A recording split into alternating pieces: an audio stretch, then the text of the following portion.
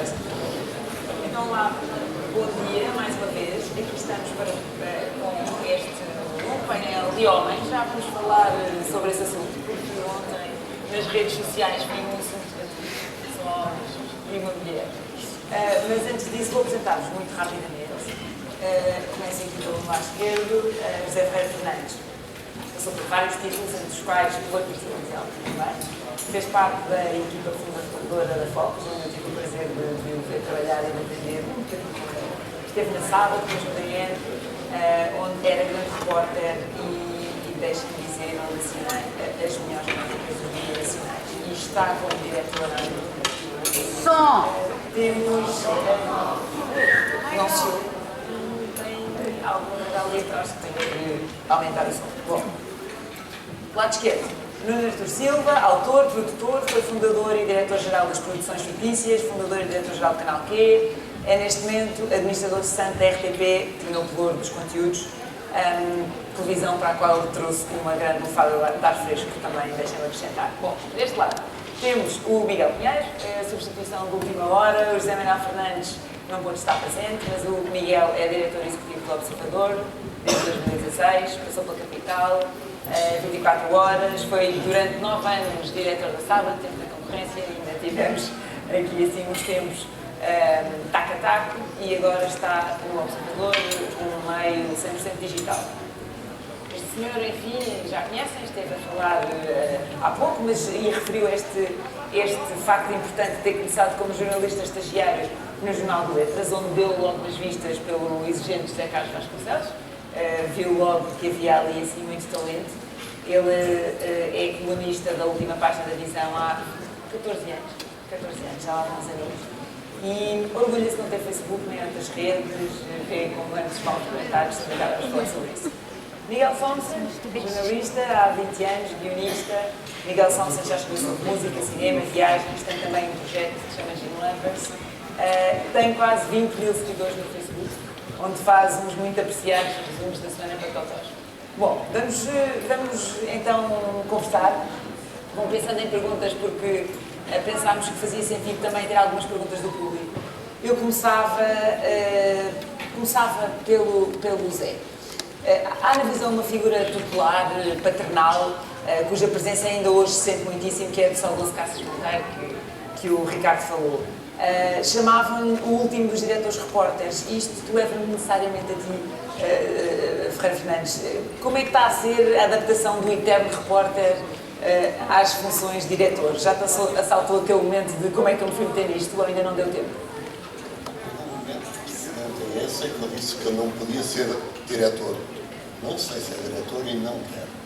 Disse há pouco tempo, há 10 anos, e aconteceu que me perguntaram, pediram para ser diretor, e passei a querer.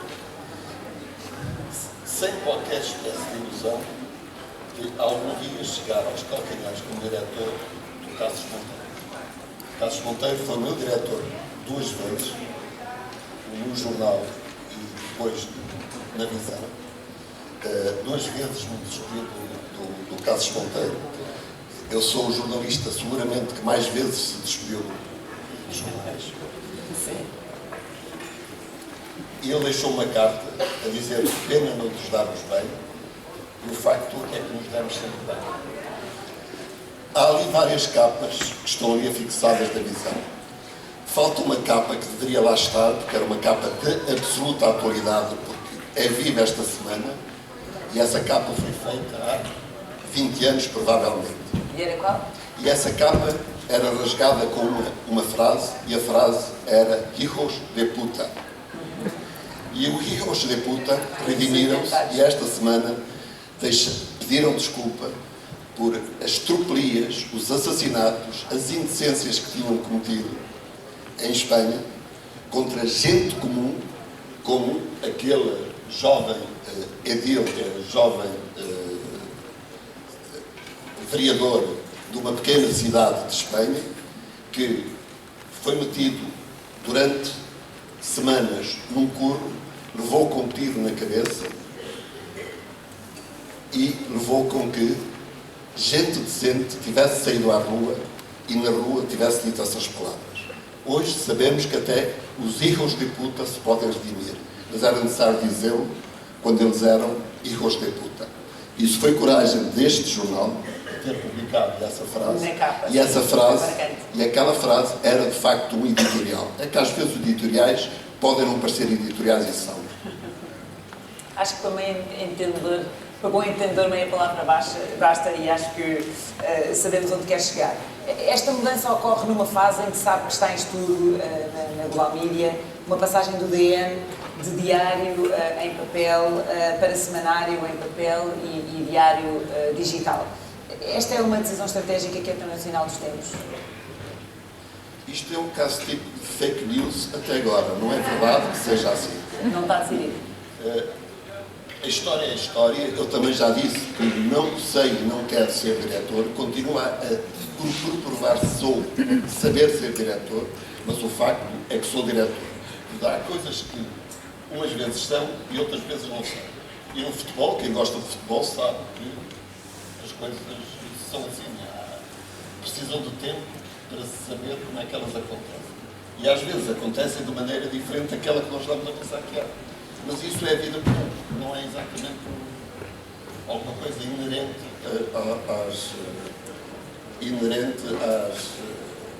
ao jornalismo.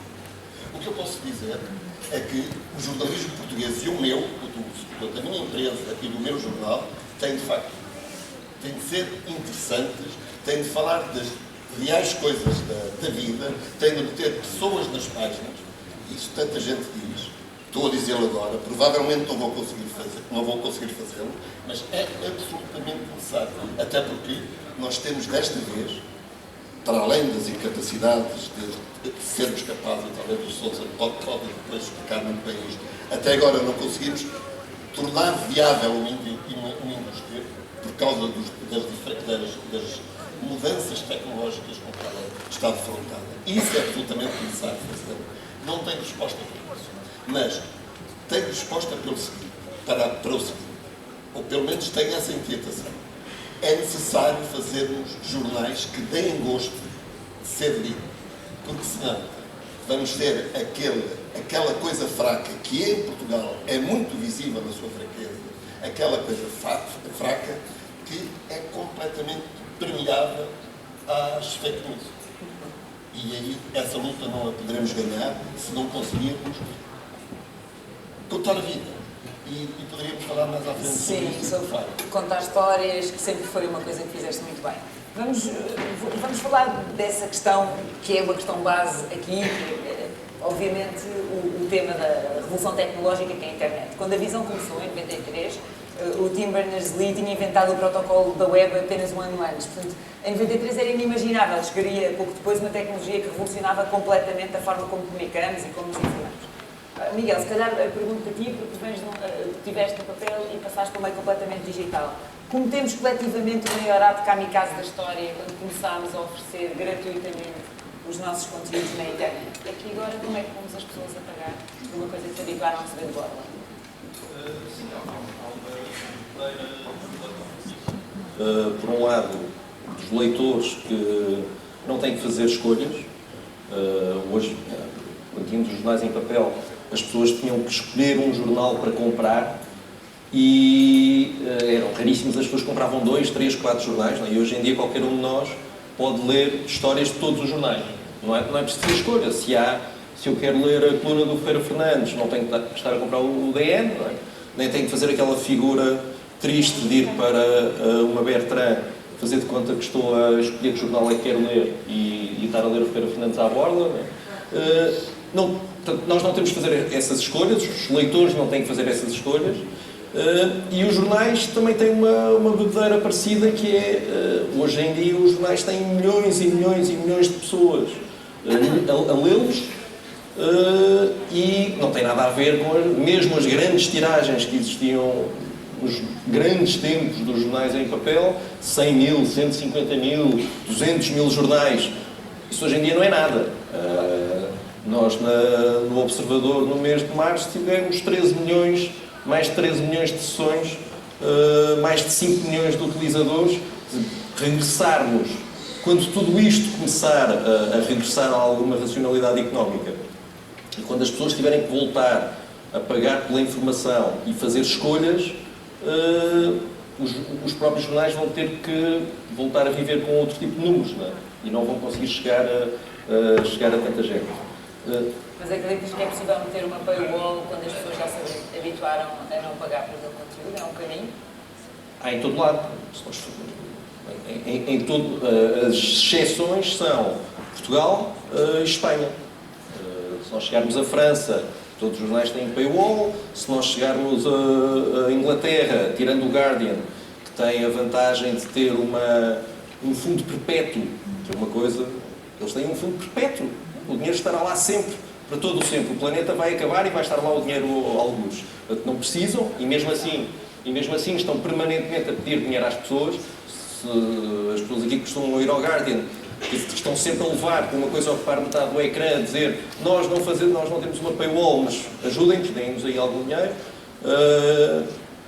Estados Unidos, a mesma coisa, somos nós. Brasil, a mesma coisa, é impossível até copiar, fazer o corta e cola em artigos do Brasil, porque isso não é permitido. Portanto, somos nós, a Espanha, não sei se haverá algum outro país que ainda esteja nesta fase, e mesmo em Portugal, se nós formos ver, o público tem, o Expresso tem mais ou menos, o Correio da Manhã tem esta gestão do papel com o online. Acho que é totalmente inevitável que surjam as paywalls, porque só com a publicidade não é possível. E o jornalismo custa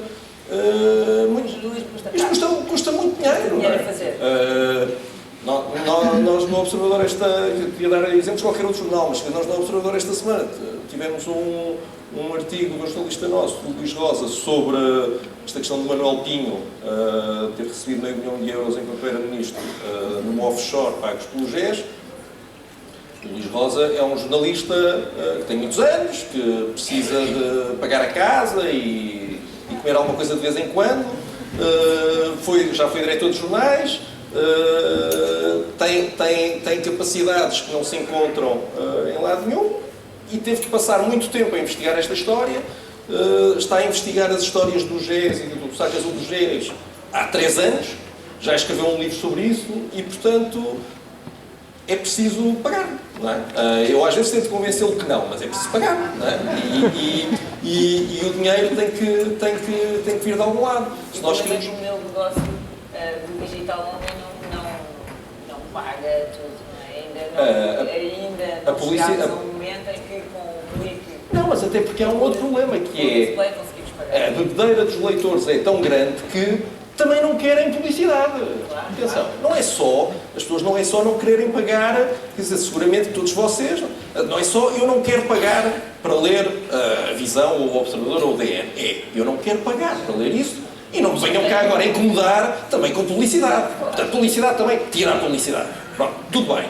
E querem que eu contribua? Não, mas eu não contribuo com nada. Mas isso é o equivalente, porque as pessoas não fazem, quer dizer, obviamente que isto hoje em dia, a forma como olham para o dinheiro, antigamente uma pessoa comprasse um jornal todos os dias, ou hoje, uma pessoa compra o DN todos os dias, isto é tão mau que eu nem sei quanto é que custa o DN, portanto eu já não sei quanto é que custam os jornais em papel, é quando aqueles políticos que se perguntavam, então quanto é que custa um pacote de leite, eles não sabiam, era uma vergonha. Eu nem sei quanto é que custa o DN hoje em dia, não é? Estou habituado a ler. Mas não te vou fazer a pergunta, não te vou pôr assim. Mas hoje em dia uma pessoa que compra o DN todos os dias chega ao fim, e é uma pequena fortuna, não quero estrear mais um negócio, mas é algum dinheiro, mas que está muito acima daquilo que se paga em assinaturas digitais. Até há aquelas campanhas, não é? O El Espanhol, por exemplo, tem uma campanha que é compre-nos um café, venha tomar um café connosco. Por €1 tem um jornal. E nem assim as pessoas querem. Portanto, não querem nada, querem ter tudo à borla e nós também queremos dar tudo à borla para ter muita gente a ler-nos e tudo mais. Bebedeira coletiva. Usaste o termo certo. Nuno, estes desafios da imprensa também existem na televisão, na verdade, não é? Cada vez menos pessoas consomem a televisão generalista e o streaming é a palavra. Eu vejo lá em casa pelos meus filhos e até por mim, quer dizer, já praticamente não sei o que é ligar uma televisão jornalista e ficar a consumir aquilo que me oferecem àquela hora. O que é que interessa cada vez mais? São os conteúdos e não os canais? Como é que tu vês a televisão no futuro? Gostava só de pegar nesta questão. O que eu acho que é inquietante é pensar que as pessoas que querem informação vão ter que pagar por ela. Mas então a grande inquietação é, e as que não querem pagar para ter informação vão ser informadas como? E isto é que eu acho que é um problema central na democracia, que é os que pagam estão naturalmente interessados, mas a maior parte dos votos estão, provavelmente, dos votos de quem vota em democracia, estão naqueles que não querem pagar. E, portanto, a grande questão é como é que estas pessoas estão informadas. Estão informadas pelas redes sociais, por aquilo que lhes aparece à frente, sim, com o algoritmo escolhe, esse é que é o problema, não é? E se houve um tempo em que a televisão era central, hoje em dia eu acho que a própria noção de televisão está a mudar. É mesmo uma questão de definição, tal como o cinema. Hoje em dia, e essa questão está muito presente quando há, por exemplo, o Festival de Cannes a recusar receber filmes da Netflix porque eles não estreiam em sala. A própria definição de cinema está em causa. Um filme que não vai à sala não é um filme. A mesma coisa com a televisão, que é... então, o que é hoje televisão? É o que se vê nos canais ou é aquilo que já foi proposto como definição, que é TV Total Video? É todo o conjunto de vídeos que nós assistimos. Aquilo que me parece claramente é que há duas formas atuais de ver televisão e isto está cada vez mais claro, de tal maneira que não é o futuro, é o presente. Que é, os canais vão servir unicamente para desporto, para notícias e para televisão de companhia. Ou seja, para aquilo que se está a passar em direto àquela hora. As pessoas querem ver o desporto porque há o suspense, a curiosidade, se é golo, se não é golo, e tem que ser em direto. As pessoas querem ver o grande evento, seja o final do Festival da Canção, onde podem estar em duplo ecrã, depois a comentar nas redes. Portanto, isso é uma experiência comunitária. Ou então as pessoas querem ver o talk show do dia, que está ligado e é um bocadinho a rádio na TV, que é a companhia. E isto é o efeito dos canais. Tudo o resto, filmes, séries, documentários, programas de humor, vai para uma lógica alternante. Não há forma alternativa. Portanto, hoje em dia, qualquer pessoa que queira consumir isso, vai consumir quando quer, à hora que quer, no dispositivo que quer. Portanto, estar a consumir uma televisão hoje, uma estação de televisão, sem ter em conta estas duas coisas, é perder tempo. Agora, há talvez uma única altura em que, apesar de tudo, ainda pode haver o sentido de canal e conteúdos, que é, digamos, no sentido de uma programação de curadoria, que é um pouco aquilo que eu julgo que pode ser RTP2, que é, eu tenho estes conteúdos que vocês podem ver quando quiserem, a hora que quiserem, mas eu posso programá-los numa lógica que faça sentido. Eu faço um ciclo de cinema italiano, junto filmes, junto documentários, e esta semana é a semana do cinema italiano. E, portanto, é a única forma que eu acho que para conteúdos, digamos, de stock, faz sentido pensar em termos de canal, é numa lógica de programação como é a programação de uma sala. Tudo o resto, francamente, parece-me cada vez mais que os canais são fluxo, é os diretos, e o resto vemos quando queremos, a hora que queremos. Definitivamente. Agora, o ponto central aqui é, então, qual é o modelo de negócio? Como é que isto se paga? Como é que isto se paga? E tal, eu acho que as dinâmicas dos média, não há uma solução para os média. Quando se pergunta como é que vai ser o futuro dos média, não há uma única solução. Há muitas. Consoante o jornal, a revista, a rádio que estamos a falar, há uma solução diferente. Quer dizer, o Público, por exemplo, é um jornal deficitário desde sempre. O Público só não foi deficitário no ano em que fez uma coleção de livros chamada Mil Folhas, que foi um grande lançamento de marketing. Agora, depende de como é que encaramos o Público. O Público, se for encarado como a Fundação Belmiro de Azevedo, faz sentido. É, digamos, a forma de sobrevivência do Público é a partir da existência de uma pessoa que enriqueceu e que a contribuição para a sociedade é ter um jornal permanentemente deficitário. É uma solução possível. Há outras. Cada jornal, cada meio de comunicação encontrará a sua. Mas eu acho que a sobrevivência dos canais, dos média, vive sempre da tensão entre o que é privado e o que é público. E a obrigação do lado público são duas coisas. A primeira é a regulação. Tem que haver da parte dos organismos públicos, nacionais ou europeus, transnacionais, a obrigação de regular o mercado. E tem que haver a obrigação, digamos, do Estado de garantir que aquilo que os privados não estão a dar, o público tem que dar. E por isso é que é necessário haver uma televisão pública, ou se quisermos um meio de comunicação público. Porquê? Porque, concretamente no caso português, se não houvesse RTP, não havia produção de cinema português, de documentários e de muitos conteúdos que de outra maneira não existiriam. Mas quando eu digo não existiriam mesmo. E não passariam. E, portanto, é a obrigação da televisão pública fazer. Porque, numa palavra, o que é o serviço público? A promoção da diversidade. Verdade. Bom, nós falamos de média, é obrigatório falar de redes sociais e de Facebook e Instagram e todas elas.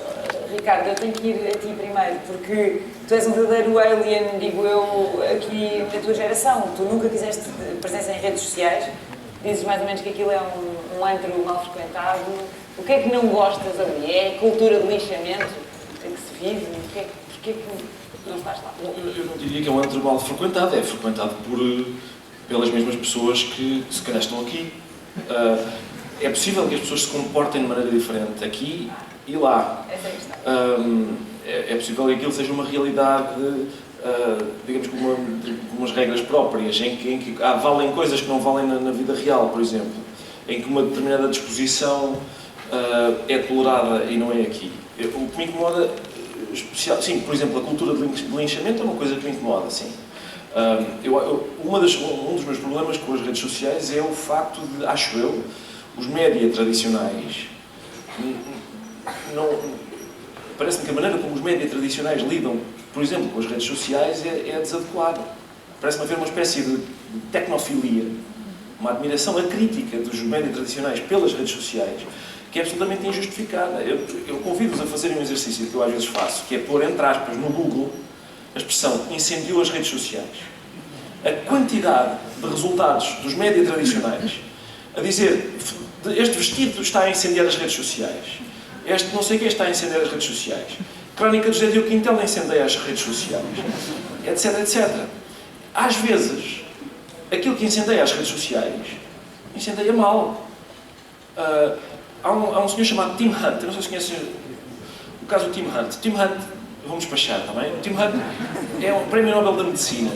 E uma vez, há pouco tempo, ele foi fazer uma comunicação à Coreia do Sul, a um congresso de mulheres cientistas.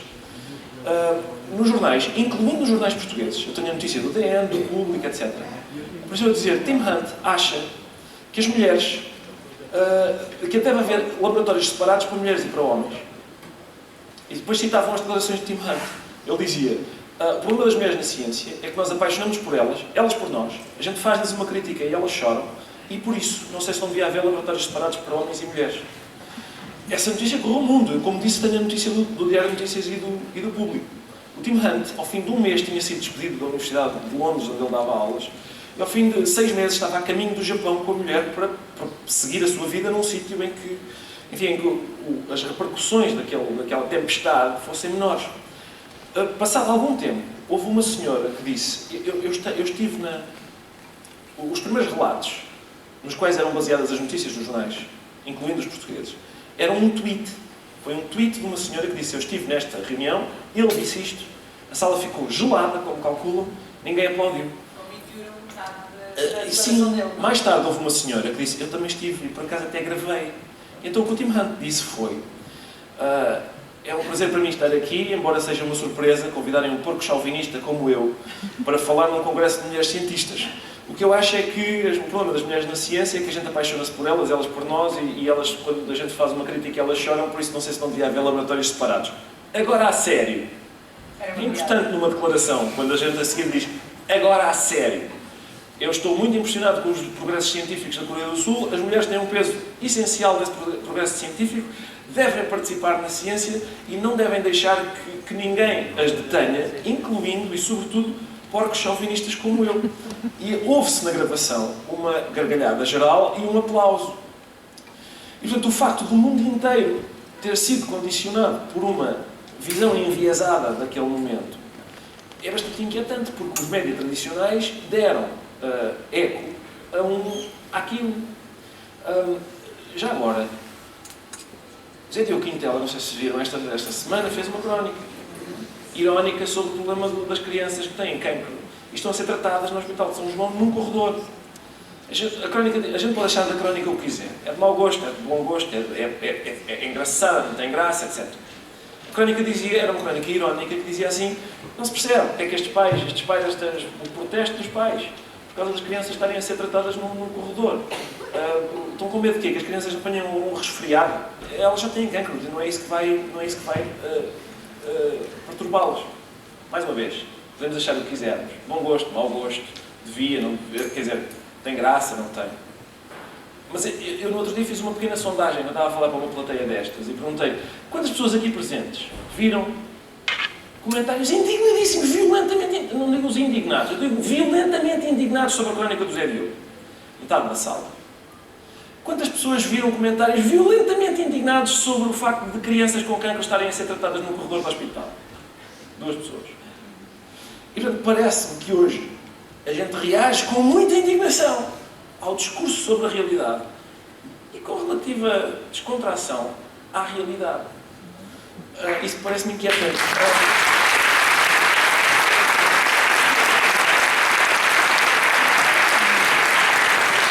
Só para terminar, e é o meu problema de facto com as redes sociais, às vezes também tem a ver com esses bandos de linchamento e tal, mas tem a ver sobretudo, eu acho que essa é a questão essencial. Uma vez eu vi uma crítica da Zadie Smith ao filme da Social Network, em que ela dizia que o filme é um filme feito por pessoas 1.0 sobre pessoas 2.0. E eu adiro imediatamente a esta definição, de haver pessoas 2.0. Por exemplo, o Miguel parece-me ser uma pessoa 1.0 que já fez a transformação. E neste momento já é uma pessoa 2.0. Eu sou uma pessoa 1.0. As pessoas 2.0, é isso que eu sinto. Antigamente eu achava que as gerações estavam separadas equidistantemente umas das outras. Eu estava à mesma distância dos meus pais que eles estavam dos meus avós. Eu sinto que eu estou a uma distância muito mais próxima dos meus pais do que estou das minhas filhas. Porque as minhas filhas são a primeira geração a experimentar o mundo através desta bugiganga chamada smartphone. E isso transforma a experiência do mundo, acho eu. E parece-me que o que é central nessa experiência do mundo é a questão da privacidade. A ideia de que é possível, natural, não há problema nenhum. Já nem falo em, quando a gente se inscreve numa dessas redes, a quantidade de dados que a gente fornece, o facto de haver alguém, algures, tem informações com as quais a Stasi nunca sonhou. É possível um proprietário de um smartphone, que seja no Facebook, alguém, num sítio qualquer, sabe que ele hoje foi ao ginásio, que esteve na companhia de não sei quem, que esteve, o que é que comeu. A minha mulher no outro dia, ela tem Facebook, eu não tenho, mas ela tem. No outro dia, apareceu-lhe lá no Facebook pessoas que talvez conheças. Uma das pessoas que ela talvez conhecesse foi uma pessoa que esteve lá em casa. Porquê? Porque o smartphone dela cheirou o smartphone da outra pessoa e o Facebook soube que elas estão no mesmo recinto. Por isso são pessoas que talvez conheças. Isso é um pouco inquietante, mas eu estou a dizer mais do que isso. Mais até do que o facto do Facebook ter uma pergunta permanente lá, que é: em que é que estás a pensar? Boa parte do sucesso da minha vida social é eu ser capaz de omitir aquilo em que estou a pensar. Quanto mais eu esconder das outras pessoas aquilo em que estou a pensar, melhor eu me dou com elas. Mas é mais do que isso ainda. É mais do que isso. É o facto das pessoas acharem normalíssimo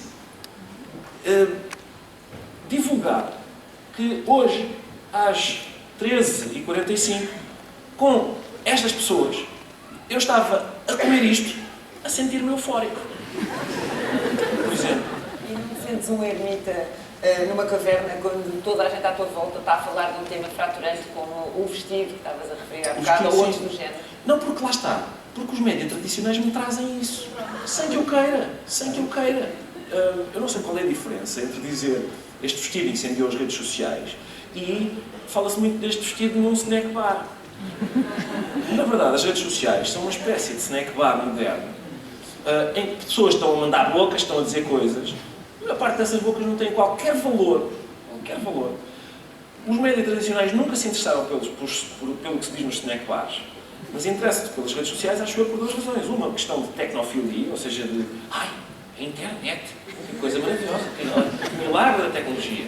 O snack bar não é um milagre da tecnologia. E a outra questão que é fácil.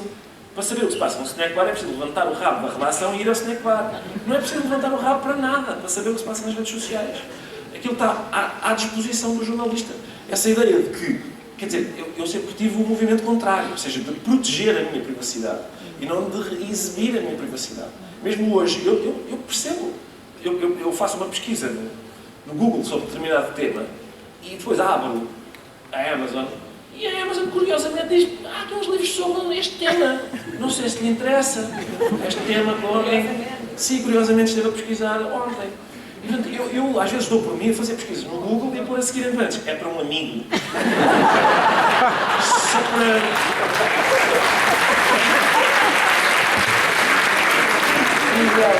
É a tua deixa, não é? Tu tens quase 20 seguidores no Facebook e agora, esta semana, vi que alguém te tinha chamado guru do Facebook. Tu vês-te como um influencer digital. O que é isto ter 20 mil seguidores numa rede social?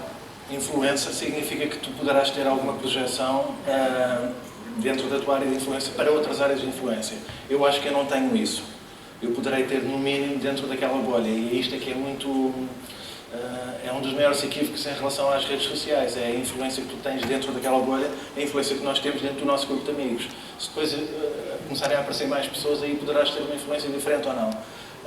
A grande questão em relação à rede social, isto pegando um bocadinho também no tema do Ricardo, é esta necessidade que as pessoas neste momento têm, e isso também pegando novamente também no tema do Nuno Artur Silva, como é que os comportamentos se alteraram e quais é que são os comportamentos dos consumidores nesta altura. O que eu acho é que a maior parte das pessoas poderá continuar a estar interessada em imprensa, mas apenas se a imprensa lhe continuar a dar as histórias que eles precisam para ler e para continuar no seu dia-a-dia. Eu vejo muitas redes sociais como aqueles casos dos acidentes que aparecem na autoestrada e que o trânsito está parado dos dois lados, porque de um lado está realmente entupido e do outro lado está porque as pessoas querem ver aquela história e o que é que se passou do outro lado. Portanto, as pessoas continuam avidamente à procura de história. A imprensa já percebeu isso, o observador já percebeu isso, a forma como conta as notícias, a forma como desenvolve as suas reportagens são reportagens com um lado mais pessoal. O Diário de Notícias faz neste momento isso muito bem e vai alterando o paradigma em relação àquilo que as pessoas querem. A grande questão é se é apenas isso que as pessoas querem, e aí é que eu tenho uma série de dúvidas. Tal como estava a dizer há bocado, a minha rede social vive muito... Eu sou um bocado um youtuber do Facebook, de certa forma. Eu estou ali um bocadinho para me divertir, com a diferença que eu não vivo num T10 em Alcochete e não ganho um tostão ferrado com isto. Portanto, eu faço zero dinheiro no Facebook.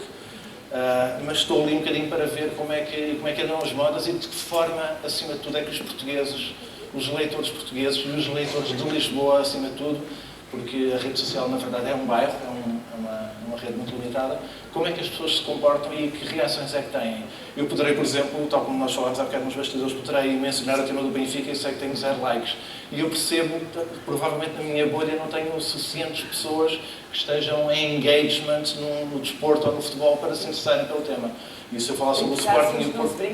Tens 0 likes porque assumos que não se brinca. Eu acho que o Benfica não se brinca, como toda a gente sabe, não é? Não sei se é uma falta de humor associada ao futebol ou apenas ao Benfica, não sei. O Sporting é a mesma coisa, mas a verdade é que o Sporting é mais um tema jocoso e o Benfica é. O Benfica é sempre uma instituição muito séria com a qual não se pode brincar.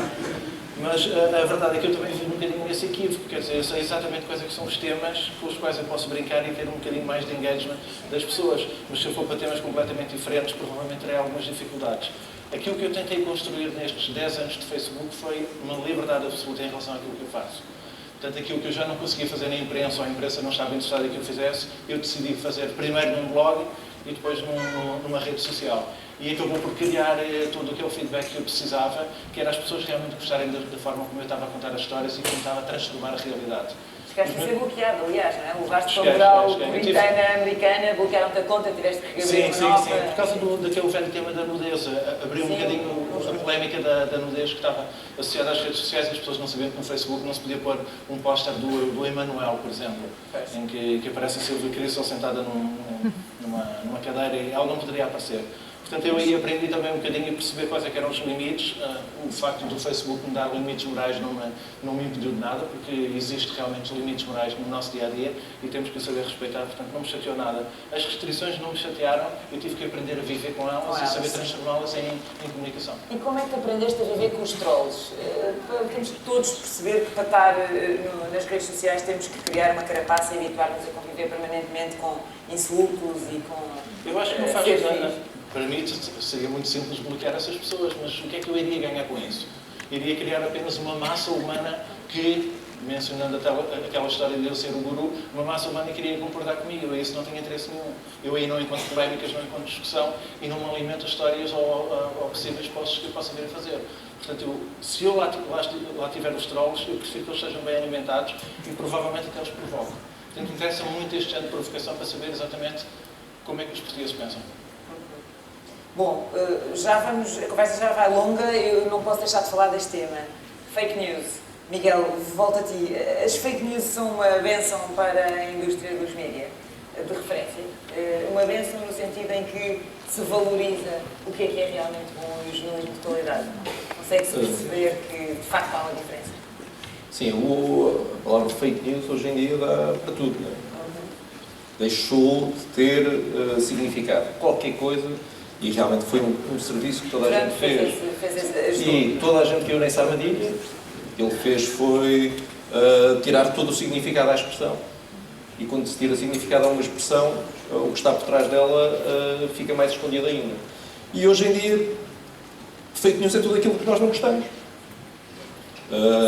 É uma notícia que é absolutamente verdadeira, mas que vai contra aquilo que nós acreditamos ou contra o nosso clube, é fake news. Pronto, está resolvido. E isso faz um péssimo serviço à informação. Fake news é uma coisa muito específica. Mas a fake news muito específica... Fake news não é um jornalista que se engana. E engano propositado. É algo que é feito com um objetivo, quando é mais perigoso, com objetivos políticos, não é? Que pode ser, os objetivos políticos podem ser ajudar a ganhar uma eleição, pode ser ajudar a disseminar o medo dos imigrantes, pode ser, e isso é o perigo. Agora, nas redes sociais, eu percebo a posição do Ricardo Araújo Pereira. Eu também, quando veio um período em que eu estive desempregado, e achei que precisava de ir para as redes sociais, não é? Para não desaparecer. E criei uma conta no Twitter e estava ali no Twitter até que houve um dia, eram 3 da manhã, eu estava num quarto de hotel a preparar-me para publicar um tweet sobre uma polémica qualquer, sem pensar 2 segundos sobre o assunto, e de repente pensei, isto vai correr mal, pode não ser hoje, pode ser amanhã, pode ser depois da manhã, mas eu vou publicar uma coisa sem pensar 2 segundos, e este é que é o problema, de facto, as redes sociais são as pessoas sem filtro, não é? Aquilo vai direto. E nesse dia eu decidi, acabou. E nunca mais, acho que só voltei a publicar um tweet uma vez para responder a uma coisa do João Galamba que me irritou especialmente, e mesmo aí tive que pensar bem se devia avançar para isso ou não. Há isso, mas há o resto também, vamos ver. Já houve N assuntos complicadíssimos, N notícias complicadas que tiveram que ser... que nós demos no jornal, e em que eu fui apanhar pistas no Twitter e no Facebook. Pessoas que são temas obscuros, concursos públicos, ou estruturas, ou caminhos de ferro. Nós estamos a escrever sobre temas que são complexos, não é? E os jornalistas, às vezes, são obrigados a escrever sobre temas complicados e estão ali a tentar palpar aquilo, e de repente aparece um homem que é o maior especialista em caminhos de ferro, que faz um post no Facebook a explicar o assunto, ou a dar uma pista, ou a dar uma opinião, ou a pôr um documento, não é? E isso acontece. Há altura, o Pacheco Pereira tinha um programa na SIC que era sobre jornalismo, que é aquela coisa do bom trabalho, mau trabalho. Nas redes sociais há mau trabalho e há bom trabalho. Há muitos temas em que os jornalistas avançam porque de facto existe esta coisa de colaboração involuntária, existe mesmo. As pessoas vão para lá e dão informação que vai ajudar os jornalistas a melhorar a cobertura que estão a fazer. E sim, e as pessoas obviamente que vão sendo... a dada altura as pessoas assustaram-se, não foi só o Mark Zuckerberg que se assustou. O Mark Zuckerberg assustou-se, não é necessariamente porque ele tenha muitos problemas com os efeitos do Facebook nas eleições americanas, mas imagino que na cabeça dele esteja, bem, se me partem a empresa em 4 para me acabar aqui com o poder que a empresa tem, ou se me põem aqui uma multa gigantesca que eu não consigo pagar, estou tramado. E por isso é que o Facebook voltou aqui um bocadinho a esta fase inicial das fotografias de comida e das fotografias de gatos, não é porque eles têm alguma coisa contra os jornais, é porque não querem ter problemas. Não é? E as pessoas assustaram-se a dada altura, não é? Porque isto do fake news tinha muita graça, as pessoas achavam muita piada e o Trump tinha umas piadas e tudo mais, mas começaram a perceber que isto é a sério. E sim, e obviamente que vão ter a tendência, podem vir a ter a tendência, espero que venham a ter a tendência de recriar aquelas relações. Há poucas coisas mais duradouras do que a relação de um leitor com um jornal. Não é? Há aquela coisa clássica em Portugal, não é? Toda a gente diz que é, eu compro o Expresso todos os sábados, nem sei porquê. Há 20 anos que eu não sei porque é que compro o Expresso, mas compro o Expresso. Claro que há ótimas razões para comprar o Expresso, eu não estou a dizer leio o Expresso todas as semanas. Mas de facto as pessoas estão a criticar, mas por trás da crítica está um enorme elogio. Houve uma geração de portugueses que, nos anos 70, criaram uma ligação emocional com o Expresso, porque é um jornal que surgiu contra a ditadura, que era ali uma janela de liberdade, e depois no pré-aqui em aspas, e portanto as pessoas são ligações que duram durante anos e décadas e vidas inteiras. Não é? E isso perdeu-se um bocadinho, porque as pessoas hoje em dia leem notícias nas redes sociais, nem sequer sabem muito bem a dada altura de que jornal é que são, mas vamos caminhar por uma reconfiguração em que as pessoas vão procurar um jornal, aquele jornal como se identificam. Há muitas razões para uma pessoa se identificar com um jornal. E mantendo a cabeça aberta, para não ficarem fechados nas bolhas hoje em dia que existem nas redes sociais, mantendo a cabeça aberta para todos os outros, vão ler quem confiam. E isso, claro, é muito complicado, por causa de se perceber que as coisas podem correr muito mal se nós não temos esses cuidados. Eu tenho que pegar nisso que tu dizes, porque é um tema que me é caro, eu tenho escrito muito sobre isso, esta questão do perigo que constitui para a democracia, de facto, as redes sociais e este consumo que é feito hoje, e a forma como aquilo que nós vemos, a realidade que nos é colocada à frente, é filtrada através de algoritmos que são secretos, que são privados, que ninguém sabe como é que são feitos, que é modelada como se fôssemos marionetas, que os nossos dados são fornecidos para experiências globais, que influenciam desfechos eleitorais, enfim, é mesmo, de facto, crucial existir mais regulamentação e até, como disseste, porventura, a possibilidade de um desmembramento, porque, de facto, são duópolos estes gigantes tecnológicos enormes. O Churchill dizia que uma mentira dá a volta ao mundo mais depressa do que a verdade teve tempo de existir. O problema também é um bocadinho esse, é como é que se depois faz uma reposição da verdade, com esta voragem, com esta velocidade, como tudo se passa. Podemos fazer uma reposição da discussão. Dê-me conta que estávamos a discutir um assunto que eu não discuti quando fui comprar estes sapatos. Pedi os sapatos, estavam para o meu pé e não me lembro de ter perguntado como é que seria o modelo de negócio dos sapatos. Quanto é que eles custam, quanto é que vai para os operários, quanto é que vai para impostos. Estes sapatos, comprei-os porque me ficam bem nos pés. É o que eu quero dos sapatos. O modelo de negócio, estou-me nas tintas. Nós começamos por discutir há bocado sobre o modelo de negócio que será... Vocês estão-se nas tintas para o modelo de negócio dos jornais. Absolutamente nas tintas. E é interessante que a conversa mudou quando não foram jornalistas a falar, quando um palhaço... Não vale a pena dizer no bom sentido. É usado assim, um palhaço é aquele que chama a atenção sobre si e sabe a importância que os outros tenham atenção nele. Falou sobre o que se deve falar. O modelo de negócio, vocês estão-se nas tintas, viu-se na cara quando eu estava a responder sobre o modelo de negócio, quando também falou o Nuno e quando falou o Miguel. Vocês não querem saber disso. Vocês querem jornais que sejam bem feitos ou não. Se não forem, não os seguem. Se forem bem feitos, seguem. O modelo de negócio teve... Por vezes tem. Eu tenho uma confiança tremenda nessa questão, porque estou no jornal, que é o diário mais antigo de Portugal, tem 154 anos.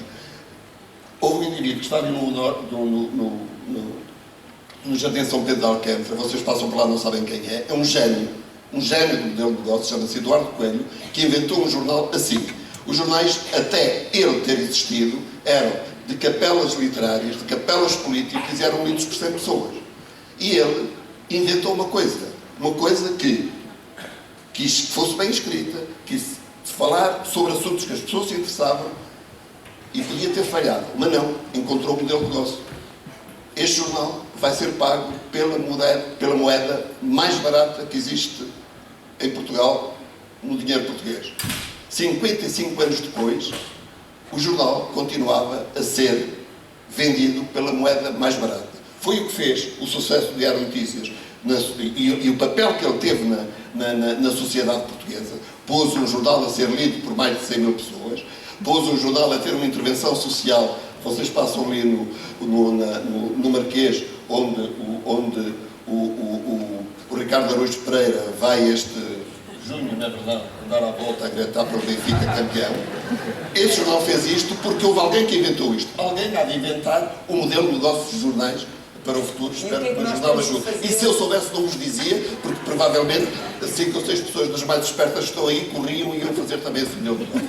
Nós queremos. O que é que nós temos de fazer para as pessoas gostarem do que nós fazemos? Eu sei, temos de fazer como o Miguel Carrapatoso, um jovem, jornalista do Observador, que vai para reuniões para a juventude, da juventude do PSD, e vai um congresso da JSD. Eu adoro estes formalismos porque exatamente querem ignorar. Para um congresso da JSD, e sabe que aquela menina que é a primeira presidente da JSD combinou com os pais para trazer os seus colegas mais influentes lá a casa para comer um quiche, e conseguimos lá chegar. Isto é que me interessou daquele congresso, e foi contado por um jovem que eu provavelmente lá iria e não teria visto isto. Houve um grande debate sobre Feliciano Barreiras Duarte. E, de repente, os jornais passaram a discutir esta coisa. Mas o Feliciano só está com o Rio. E não estava também antes não estava com o anterior líder do PSD. E o país escrito, degladiou-se disto. E não era essa a questão. A questão é que é um aldrabão que disse que era visiting scholar. Ele até poderia ser mestre, até poderia ser doutorado ou licenciado, sem ter posto os pés numa universidade. Podia, porque há universidades que permitem isso.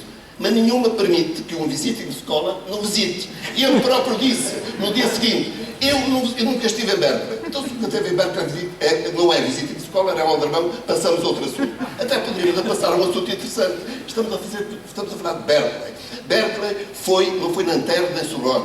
Berkeley foi a alma da juventude que quis e conseguiu rebentar com o mundo formal. Um mundo onde os doutores são importantes, as licenciaturas são importantes, as não sei quantas. Quis rebentar com isso e conseguiu. E é interessante, 50 anos depois de terem sido inventados os hippies, mais ou menos, inventado em Berkeley, exatamente ali, há um senhor engravatado, não estou a falar da gravata, que tinha o pescoço na cabeça, que lutou a sua vida política para fazer aquilo que muitos fazem. E aliás, o problema era político. O problema era da sociedade portuguesa, com a mania dos doutores para cima e para baixo. Estes é que são os assuntos para contarmos, e contarmos bem, e apanhá-los assim dessa maneira. Este mundo eu não o conhecia. Aliás, e não é só as pessoas da minha geração, pouco mais de 40 anos, não é só a minha geração, mesmo as depois de mim, os jornalistas tinham um desejo, que era, falaram de mim, falou-se daquilo que eu, não tanto isso, falou-se daquilo que eu escrevi, é o feedback. Hoje está a coisa que eu não quero, é feedback.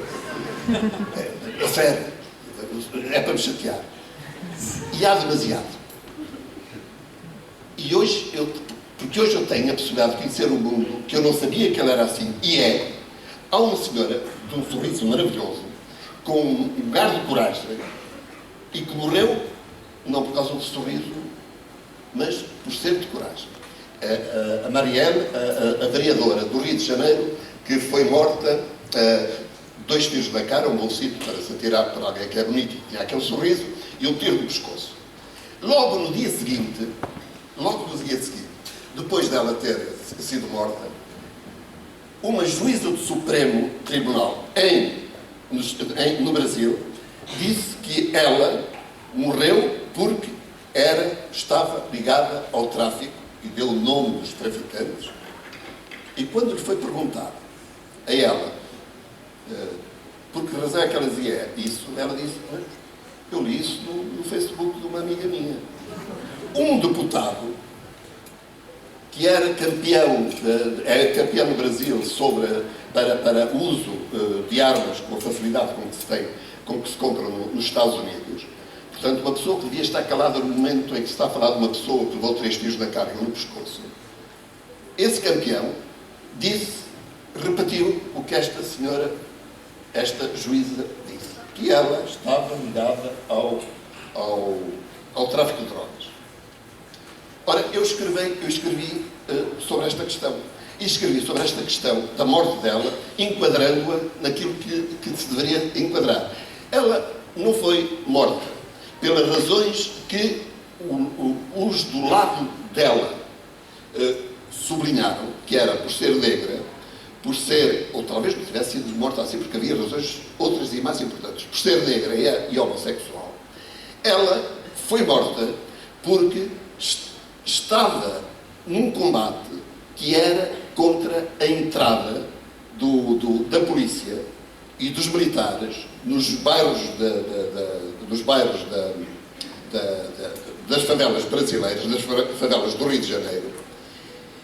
E isto era uma frase só minha tirada da cabeça, não é que ela era aliada, o seu principal aliado, por acaso era branco e não era homossexual. Tem 2 mulheres, pelo menos homossexual no sentido público do termo, tem 2 mulheres e filhos. Ela estava numa campanha de explicação do seguinte: militares dentro das favelas é tratar as favelas do ponto de vista policial. O ponto de vista policial é errado porque as favelas podem ser resolvidas unicamente, se o forem, unicamente do ponto de vista político. E é esta questão, desta luta dela e da luta do seu principal aliado, que era um senhor chamado Marcelo Freixo, que é o segundo, infelizmente não o primeiro, porque concorreu à Prefeitura do Rio de Janeiro, o segundo mais votado do Brasil. Era um senhor que tinha já feito, o Marcelo Freixo, já tinha feito a defesa deste tipo de política, quer dizer, as favelas são política, não são polícia. Já tinha feito e era famoso por isso, porque ele foi o inspirador de um grande filme brasileiro, que foi, aponto aqui porque eu não tenho memória, que era a Tropa de Elite 2, onde a explicação era esta. As favelas é uma questão política e não de polícia. Portanto, a Marielle, escrevi eu, a Marielle, provavelmente se foi morta, era esta a razão e havia boas explicações para isto. Uma senhora, no fim da minha crónica, e na esteira do que tinha dito a juíza e na esteira do que tinha dito o deputado brasileiro, atacando e ligando-a ao mundo da droga, uma senhora, bonita senhora, velhinha, no seu Facebook tinha, porque é possível... Comentário. Não, comentário, depois eu consigo chegar ao Facebook, porque a senhora não precisa de nada. Então ela estava debruada à sua fotografia com coraçõezinhos vermelhos. E o que ela escrevia no seu Facebook eram coisas que eu ouvia a minha avó falar assim muitas vezes e gostava. A minha mãe falou sempre assim e gostava. No entanto, ela na caixa de comentários disse: essa Marielle, toda a gente sabe, você está a escrever do que não sabe. Ela está ligada à droga, ela é até filha do Fernandinho Beira-Mar. Eu fui sempre um grande jornalista de investigação. Fiz uma investigação. Fui a uma coisa chamada Wikipédia, não é? O Fernandinho Beira-Mar era 12 anos mais velho que a Marielle. E não respondi à senhora, olha, que o Fernandinho, porque a senhora iria me dizer: e então, nunca vi um rapaz de 12 anos, não faço mais. Mas que eu quero dizer é que o mundo está assim. E tenho de ter em conta que uma senhora com corações a cara e com aquele coração que se mostrava no seu Facebook era capaz de dizer isto. E eu tenho em conta deste facto. E sei que eu tenho de contar o mundo de maneira a retirar a que estes factos tenham a força que agora têm. Quanto ao modelo de negócio, não sei se vos diga e se distante podem acreditar. Terei talvez ali um busto também ao lado de É a questão do $1 milhão, não é? Bom, perguntas da assistência. O debate já vai com mais meia hora, mas nós lá atrás combinámos que seria muito interessante ter as vossas questões. Alguém pensou? Alguém tem questões? Diga.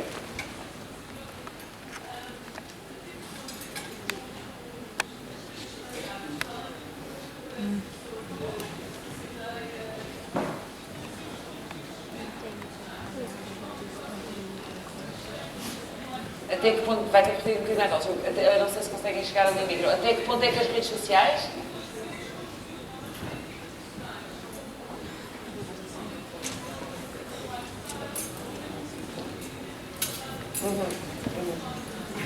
Miguel, queres responder? Até que ponto é que as redes sociais influenciam os conteúdos dos médias tradicionais? Precisamente sem secções de lifestyle. Eu vou designadamente às secções internacional. Nós hoje em dia sabemos que há um atentado em qualquer sítio do mundo através das redes sociais. Porque nós podemos ter, existem ferramentas do Twitter que nos permitem ter palavras-chave e perceber antes do que seria possível em qualquer outra circunstância e às vezes, se calhar, antes mesmo ou ao mesmo tempo que as polícias da Alemanha, de França, etc., que houve uma bomba que explodiu numa rua ou no mercado de Natal. Eu estou a ir aqui para as partes positivas porque já todos conhecemos as partes negativas das redes sociais e estou certo que o Ricardo continuará a dar a elencar todas. Mas hoje em dia nós conseguimos de facto ter acesso a informação verídica muito rapidamente. Hoje em dia, e o caso dos atentados terroristas é o caso mais flagrante disso, hoje em dia nós conseguimos em 5, 10 minutos saber o que se passa. E um dos problemas que há em Portugal é que as autoridades portuguesas têm uma visão completamente conservadora em relação às redes sociais. Olham para as redes sociais, a maior parte delas, precisamente como uma selva onde não vale a pena estar. Quando lá fora isso não acontece. Atentados terroristas.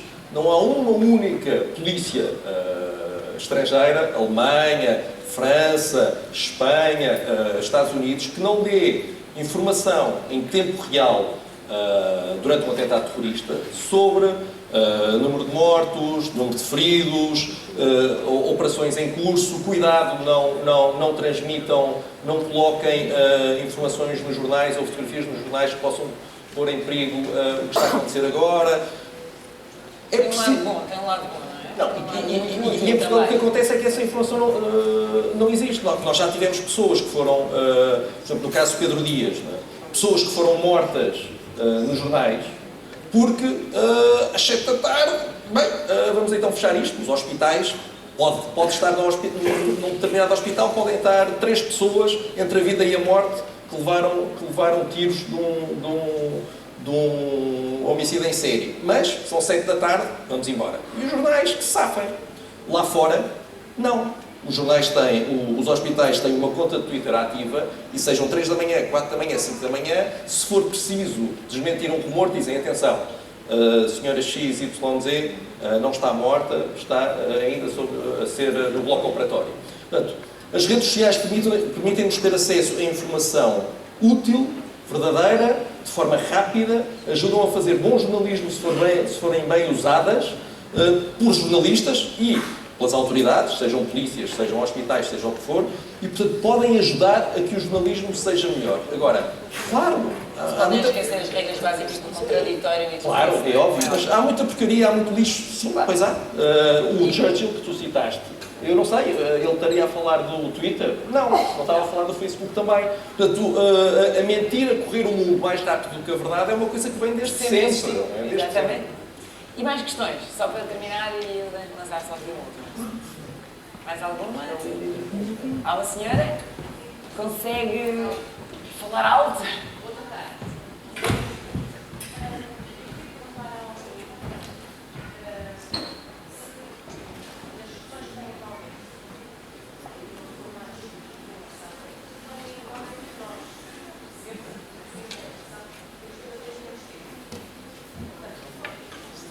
Tem aqui? Levanta. Obrigada.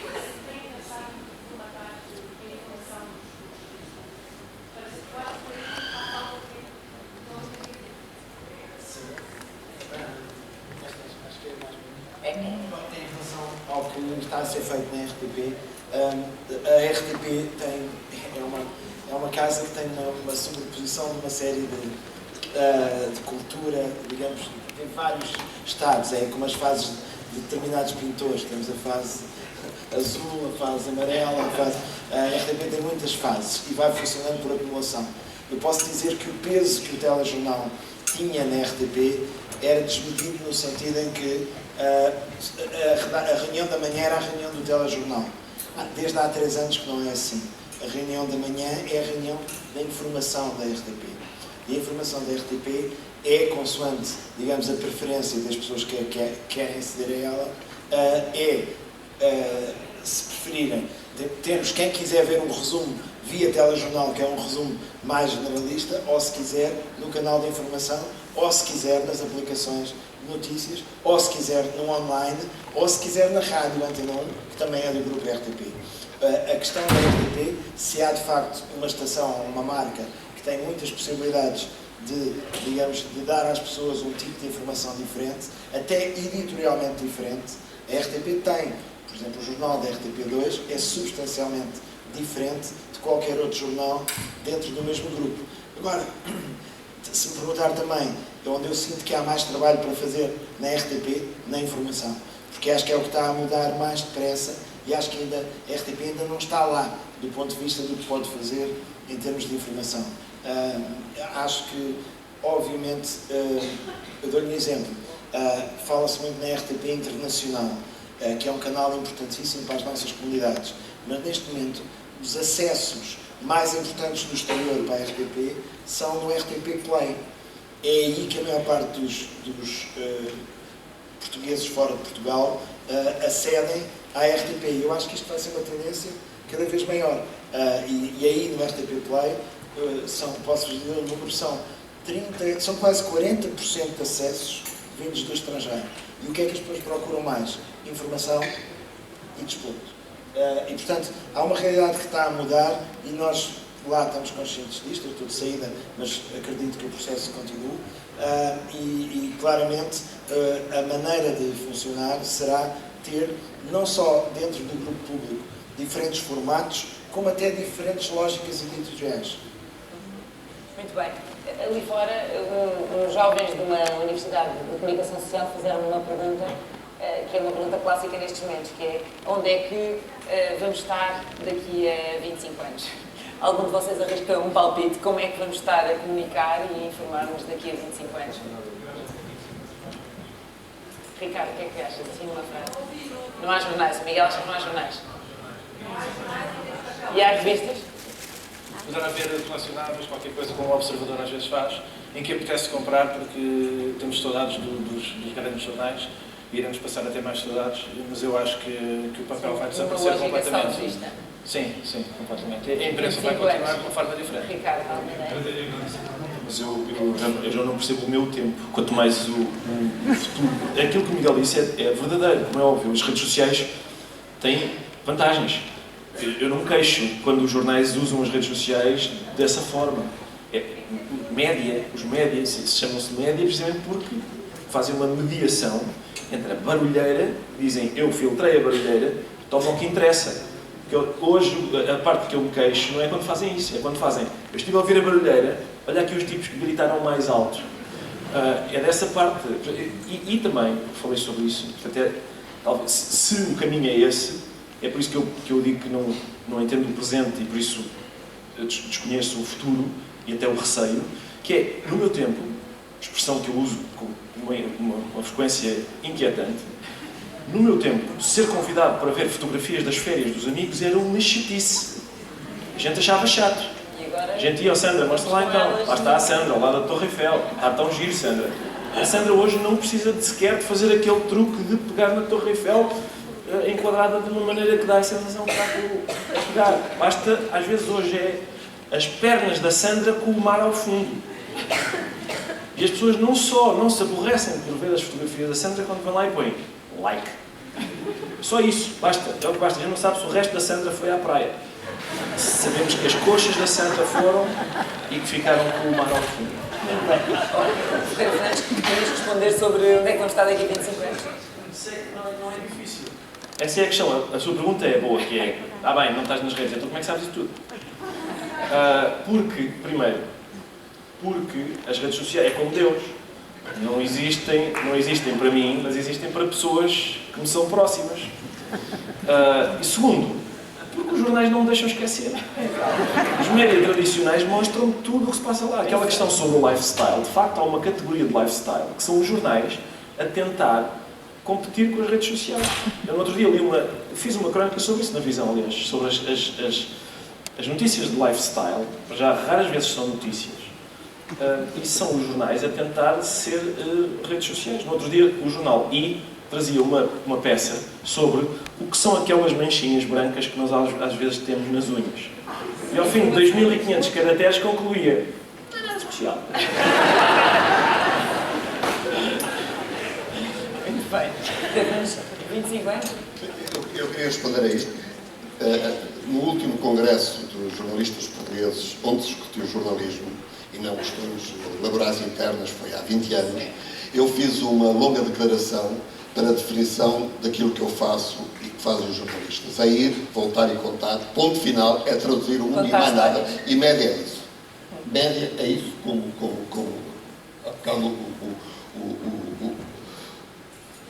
o Ricardo disse. Daqui a 25 anos, não sei se há jornais ou não há, mas seguramente a necessidade de jornalismo tem de existir para bem de nós todos. 2 exemplos onde eu me portei mal, e outro onde eu me portei mal, 2. Um senhor, por acaso é ridículo e por acaso diz coisas gravíssimas e por acaso é muito famoso, foi fotografado em cima de uma maca, de rabo para o ar, a ser massageado no fundo das costas, e a fotografia era suficientemente ridícula, daquele tipo de fotografia que eu não gostaria de todo, e já me aconteceu, não gostaria de todo que alguém mais, se não eu, a visse.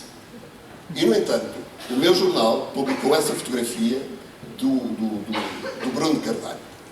Pedi desculpa e aconteceu é que o jornal foi empurrado por aquilo que são a pressão de outros terem publicado aquilo. O meu jornal, nessa mesma semana, também teve a ocasião de ver, e eu consegui parar a tempo, de um homem em cima da ponte para se atirar. Não foi posto, foi posto. 1 hora depois do homem lá estar, não, 45 minutos depois dele estar na ponte, uma aplicação, a Waze, que é onde normalmente, se nós sabemos como é que vamos daqui para Setúbal, e inclusivamente dão-nos conselhos tão bons como os restaurantes e não sei quanto mais, a Waze forneceu ao meu jornal, porque forneceu ao mundo inteiro, a fotografia de um homem em cima da ponte que ainda não se tinha atirado ou não. E o meu jornal não fez aquela figura horrível que nós vemos no filme, atira-te, porque por acaso parou ali. E podia ter acontecido. que o meu jornal fizesse essa figura do atira-te, atira-te. Temos de parar isso, não podemos fazer isso. Porque o jornalismo é algo mais do que isso. O jornalismo é, como expliquei há bocado, tentei explicar há bocado, é explicar o mundo e sermos média, estarmos entre o público e o que acontece. Há poucas semanas houve um atentado em França, o último atentado em França. A maioria dos jornais portugueses falaram, deram mais linhas, mais páginas, a uma pessoa que não foi interveniente de todo no caso, quer dizer em ação, quer dizer como sujeito, foi simplesmente como vítima. Um português que levou um tiro, primeiro morreu, não morreu, e fez-se várias páginas sobre isso, nomeadamente que ele era tão boa pessoa, que era sacristão do padre na aldeia, essas coisas todas. Ora, um jornal, para o jornalismo sobreviver, tem de contar a história que aconteceu e se havia sujeito, havia personagem ali, não era o português. Naquele dia, ao contrário dos muitos de atentados que assolam a Europa há já 20 anos, apareceu um herói, que é uma coisa rara, não acontece todos os dias. E esse herói é que deveria ser contado por Portugal, porque Portugal está na Europa e a Europa está sem heróis perante uma gravidade que lhe acontece e a Europa até agora tem respondido com velinhas e coisinhas de paz no ar, como se nós soubéssemos, como se houvesse paz a pedir a quem quer que seja. Aquele herói deu uma resposta que é uma resposta possível e é uma resposta necessária. Aquele homem tinha de ser contado. Eu, que não gosto de ler livros de filosofia, li 2 páginas do Le Monde sobre definição de herói, que eu julgava saber o que era, e aprendi com um filósofo que explicou aquele caso e eu saí mais enriquecido naquele caso.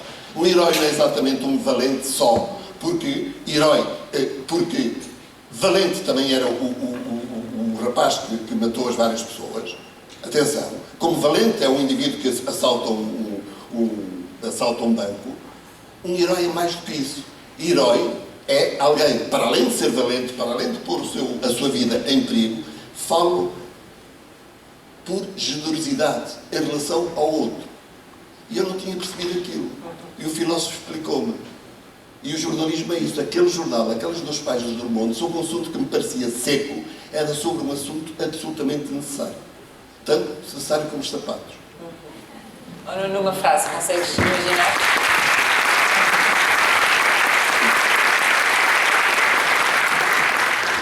Eu acho que vai continuar a haver jornalismo e direi mesmo que vai ser mais necessário que nunca.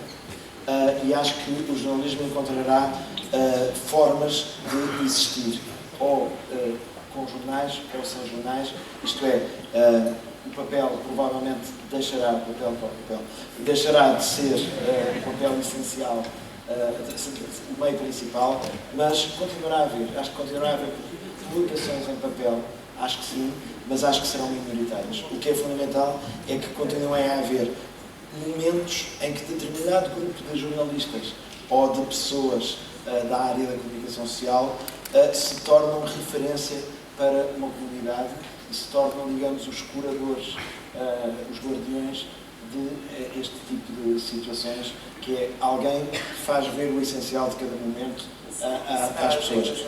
Acho que depois encontrarão os modelos de negócio, as formas, os dispositivos, isso cada época, cada sociedade vai encontrar a sua.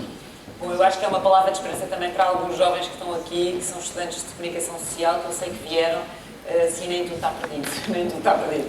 Mudam-se os formatos, mudam-se os suportes, mas de facto não vai mudar o essencial, que é o jornalismo de qualidade, é o jornalismo também de serviço público, de contrapoder, as boas histórias, que o Ferreira Fernandes sempre fala, eu acho que é de facto por aqui o caminho. E muito obrigada pela vossa paciência, pelo vosso tempo, este debate foi longo e já começou um bocadinho tarde. Muito obrigada a todos, vamos almoçar. Obrigada.